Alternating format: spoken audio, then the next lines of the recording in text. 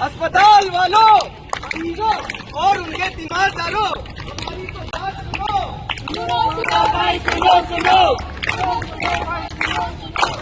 आप सब भी सोच रहे होंगे कि हुआ क्या है, अस्पताल बदहाल क्यों है और डॉक्टर हड़ताल पे क्यों है।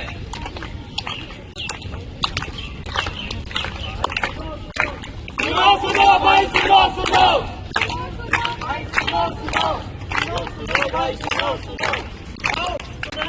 एक कहानी, डॉक्टरों का हाल, डॉक्टरों की जुबानी। सुनो भाई, सुनो भाई, सुनो।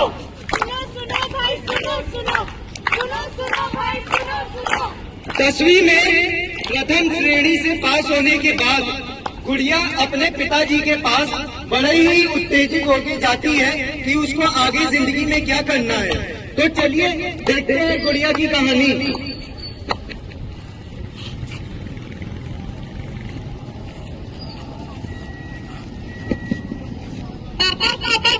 मुझे ना डॉक्टर बनना है। शाबाश मेरे बेटी तो बड़ी हो, डॉक्टर बन के ही रहेगी। हाँ पापा, मैं डॉक्टर बन के ही रहूंगी।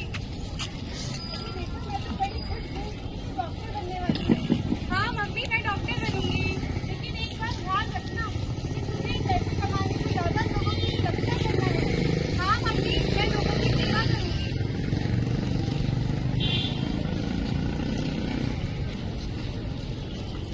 समझ में नहीं आ रहा कैसे काम करेंगे। बेटी की पढ़ाई करने के लिए मुझे चाहे खून पसीना ही क्यों नहीं करना पड़े, मैं बेटी को डॉक्टर बना के ही रहूंगा।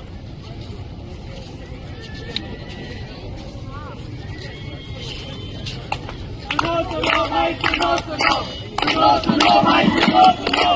बड़ी ही मेहनत करने के बाद 2 साल पूरी लगन से पढ़ाई करने के बाद बिटिया नीट यूजी का एग्जाम देती है। अच्छे अंक लाने के बाद एक सरकारी अस्पताल में एमबीबीएस कोर्स में दाखिला लेती है। घर वालों की भी सारी चिंता दूर हो जाती है, ना पैसा लगा ना कुछ, और बिटिया इतने बड़े अस्पताल से एमबीबीएस कर रही है। बिटिया हमारी डॉक्टर बनेगी, बिटिया हमारी डॉक्टर बनेगी, बिटिया हमारी डॉक्टर बनेगी। अब अस्पताल जाने के बाद देखते हैं एक एमबीबीएस छात्र की जिंदगी किस तरह से होती है। चलिए देखते हैं।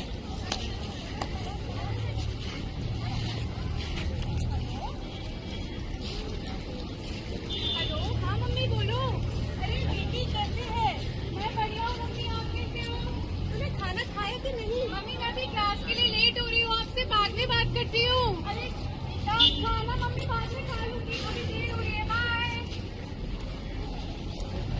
रात के 10 बजे। हेलो हाँ पापा।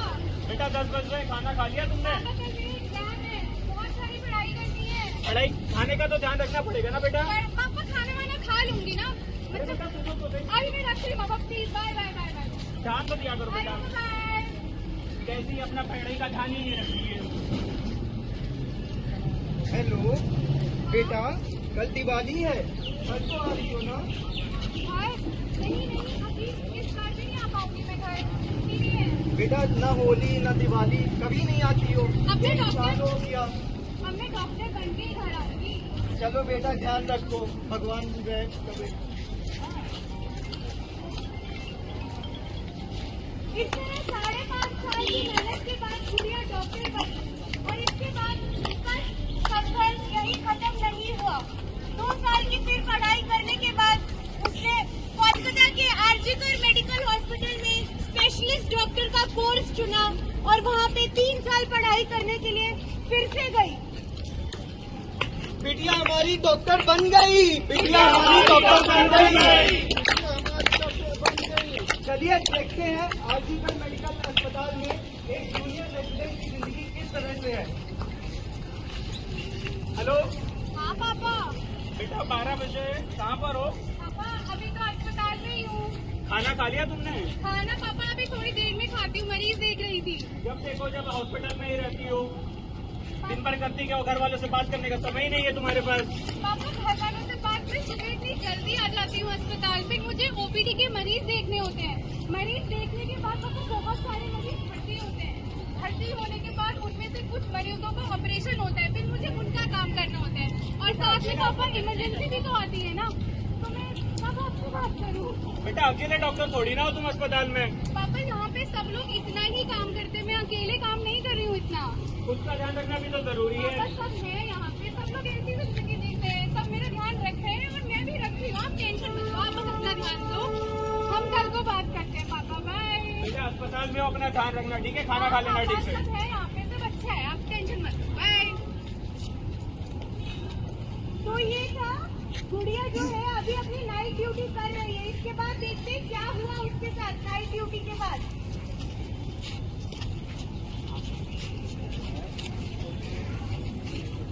छोड़ो छोड़ो, क्या कर रहे हो यार? छोड़ो, क्या? छोड़ो छोड़ो छोड़ो छोड़ो छोड़ो छोड़ो, कोई बचाओ, कोई बचाओ मुझे, कोई बचाओ, कोई बचाओ।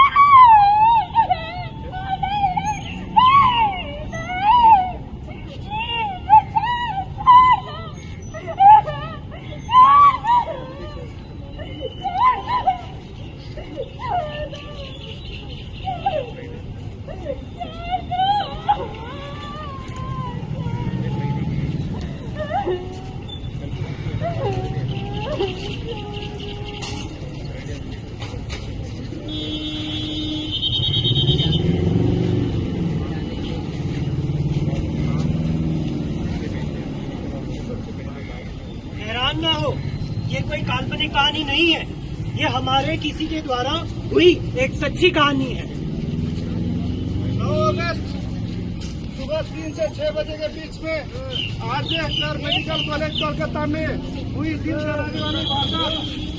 36 घंटे की लगातार ड्यूटी करने के बाद कुछ पल के लिए आराम करने गई स्वास्थ्य विभाग की एक महिला डॉक्टर अपने ही अस्पताल के सेमिनार रूम में अर्धनग्न अवस्था में बेड पाई गई। क्या बात करते हो? इसके लिए तो बहुत बड़ी कार्रवाई हुई होगी ना? अरे क्यों मजाक करते हो? क्या हुआ, कब हुआ, कैसे हुआ, इसकी किसी को भनक नहीं। न सीसीटीवी कैमरे में कोई हलचल, न कोई तकनीकी गवाह। ऊपर से बिना पोस्टमार्टम किए अस्पताल ने बिना घर वालों को बताए अपने ही में पोस्टमार्टम करके मरीज का दाह संस्कार भी कर दिया। बताओ ऐसा होना चाहिए क्या? बिल्कुल नहीं, बिल्कुल नहीं। पोस्टमार्टम की रिपोर्ट में महिला डॉक्टर के शरीर पर कई गहरी चोटें पाई गई। आंखों से खून बह रहा था, जांघ और गुप्तांग पर चोटें इतनी गहरी थी कि कूल्हे की हड्डी तक टूट गई थी। और अस्पताल ने महिला डॉक्टर के दिमागी संतुलन खराब होने की वजह से ये सब होने का दावा किया। उन्होंने बोला कि महिला डॉक्टर के साथ दुष्कर्म जो हुआ है वो एक महिला डॉक्टर का ही दिमागी संतुलन खराब था, यही हुआ। इसके बाद अस्पताल प्रशासन ने इसको सुसाइड और आत्महत्या का नाम देकर केस को रफा दफा करने की कोशिश की। तो बताइए, क्या ऐसा देश में किसी भी लड़की के साथ होना चाहिए क्या? बिल्कुल नहीं। क्या अपने ही अस्पताल में अपनी सुरक्षा के लिए हक मांगना गलत है? बिल्कुल नहीं, बिल्कुल नहीं। क्या अभी हम जिस चीज के लिए हड़ताल पर है वो गलत है? बिल्कुल नहीं। क्या ऐसी चीजों में राजनीति होनी चाहिए? बिल्कुल नहीं, बिल्कुल नहीं। क्या सुरक्षा हमारा मांग है कि अधिकार? अधिकार है, अधिकार है। बड़े ही शर्म की बात है कि इतना संगीन हादसा होने के बाद भी बंगाल प्रशासन, अस्पताल और बाकी सब ने इस चीज पे आवाज नहीं उठाई है। इस चीज को शुरुआत में जितना दबा सकते थे उतना दबाने की कोशिश करी है। घर वालों को बिना बताए सुसाइड का नाम देके इसको दबाया गया। जब बंगाल के हमारे साथी डॉक्टर सड़क पे उतरे तब इस पे पुलिस कार्रवाई शुरू हुई। उन्होंने कार्रवाई करने के बाद इसको रेप और मर्डर का घोषणा किया। उसके बाद 12 घंटे बाद जब और प्रोटेस्ट बढ़ा तो उन्होंने एक गुनहगार को पकड़ा, क्योंकि उसके कान का ईयरफोन मरीज के पास, हमारे डॉक्टर के पास मिला था। तो उसके बदौलत उन्होंने उसको ये सब का दोषी माना और कहा कि ये गुनहगार है, और वो भी स्वीकार करते हुए कहने लगा कि मुझे फांसी दे दो और ये मामला बंद करो। पर जिस तरह की चोटें मिली हैं और जैसी हालत में हमारी डॉक्टर साथी वहाँ पे पाई गई है, ये एक इंसान का काम नहीं, इस पे अनेक लोग लगे होंगे। पर आखिर सरकार ये बात उठने क्यों नहीं दे रही है, ये बात दबाई क्यों जा रही है। कहा जाता है कि हो सकता है इसके पीछे पॉलिटिकल पार्टी के भी लोग या कोई सत्ता वाले लोग भी शामिल हो सकते हैं। हमारी मांग यही है कि जिसके साथ भी ये हुआ है उसको न्याय मिले, उसके परिवार को न्याय मिले। ये जांच सीबीआई के हाथों दी जाए। अस्पतालों में काम कर रहे डॉक्टर जो पहले ही से इतना ज्यादा काम में व्यस्त रहते हैं, उनकी सुरक्षा पे ध्यान दिया जाए, क्योंकि कभी भी कुछ भी वारदात होती है, डॉक्टरों की सुरक्षा पे ध्यान नहीं दिया जाता है। और हम ये चाहते हैं कि आप सब इसमें हमारा साथ दें, क्योंकि कल ये देश की बेटी के साथ हुआ है। वो डॉक्टर होने से पहले आप सबकी बेटी है, कल को आपकी बेटी के साथ भी ये सब हो सकता है। तो आप सबको हमारा इसमें एकदम साथ देना चाहिए।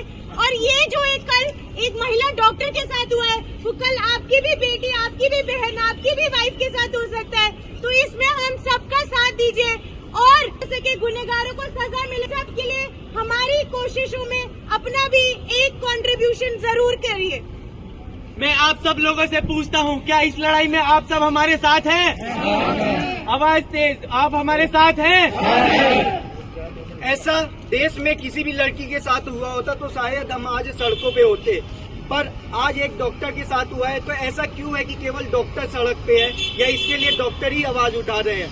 हम यही मांग करते हैं आपसे कि आप भी ये बात समझें और इस बारे में लोगों को जागरूक करें और आवाज उठाएं। पहले तो बहुत हम बोलते थे बेटी पढ़ाओ बेटी बचाओ, पर यहाँ बेटी पढ़ी तो सही पर बच ना पाई। और आप सबने कुछ साल पहले हुए निर्भया कांड के बारे में ना होगा। वो ऐसा दिल दहला देने वाला वाकया था कि सबकी रूह कांप गई थी और पूरा भारतवर्ष के सारे देशवासी सड़क पे उस बेचारी बच्ची का सपोर्ट करने सब थे। आज हम फिर ऐसी ही स्थिति में है। हमारे देश की महिला के साथ फिर से ये हुआ है। वो एक डॉक्टर थी, वो अपने हॉस्पिटल के अंदर काम कर रही थी और ड्यूटी पे होने के बाद 4 या 5 लोगों ने मिलकर उसके साथ दुष्कर्म किया और इसके बाद उसकी हत्या कर दी। क्या ये काम किसी निर्भया से कम है? ये दूसरी बार इतना घिनौना कांड हमारे ही देश में ही बेटी के साथ एक अस्पताल के अंदर उसी के साथ में हुआ है।